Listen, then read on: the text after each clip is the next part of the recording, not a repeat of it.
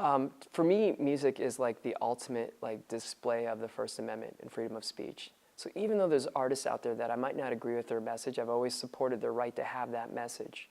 I remember back, and this might date me as well, but the Tipper Gore thing and censorship and how she wanted to stop musicians from writing a particular type of music. And I think that all culminated in the whole explicit lyric sticker that sometimes you see. I don't know if they still put that on CDs or if anyone still buys CDs anymore. But this censorship notion that you can only believe these beliefs and have these feelings and speak this way if it's in accordance with this guideline. And then who sets the guideline, right? It's maybe a judge somewhere.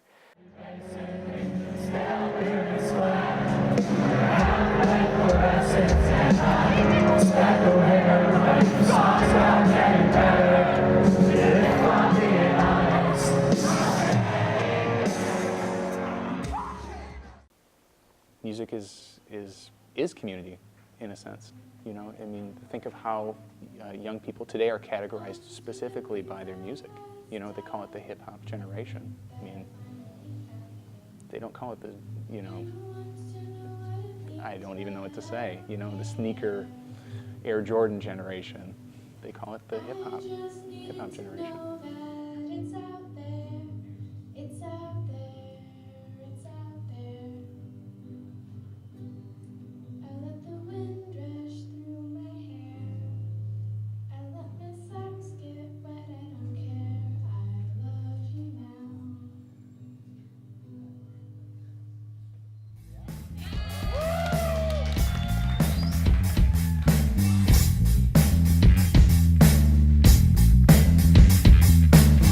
Now I'm lost to the side of you. All the many know there's few. Noises are left untouched. All the many know there's few. If you're a voice, make your own risk. Trust limited to stick to few.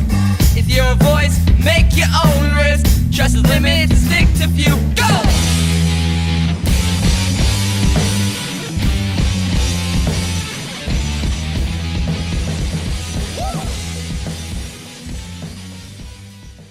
We judge each other based on what music we listen to.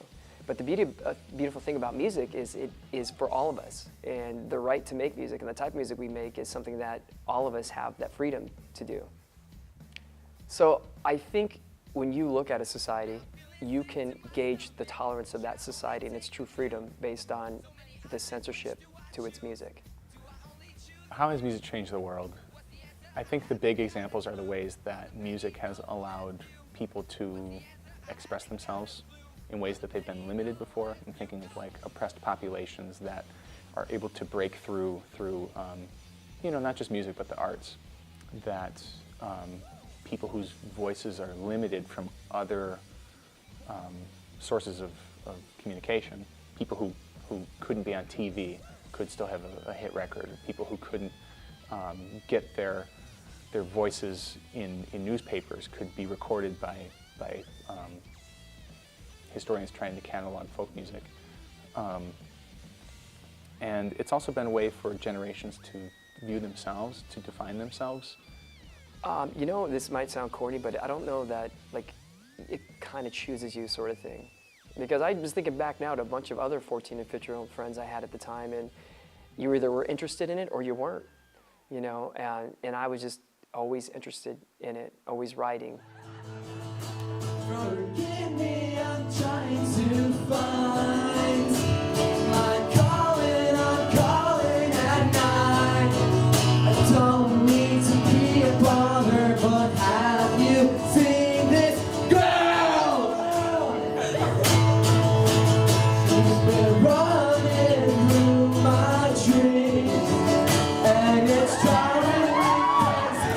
It seems gonna ask her to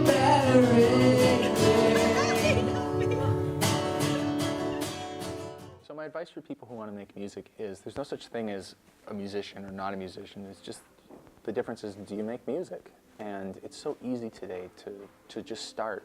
Even if you don't have an instrument, there's apps that you can get on your phone. There are websites that you can pull up a keyboard right on the screen, and even just to pull up a sample of some beats and start doing something over it. It's so easy to start. And that's the secret. Once you start, then it all takes off from there. Creativity is a muscle, and if you use it over and over and over again, it'll get stronger. And you're going to write some bad stuff.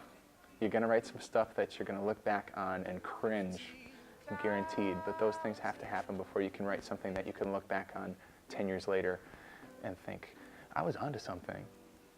You know, so you just have to do it. You just have to get started. Any last words? Yes, tell my mother I loved her. Just listen to music. Listen to it. It's just like with reading. If you read, you'll be a better writer. If you listen to lots of interesting and different and even music you don't like, then your music will grow. All right, thank you. Thank you.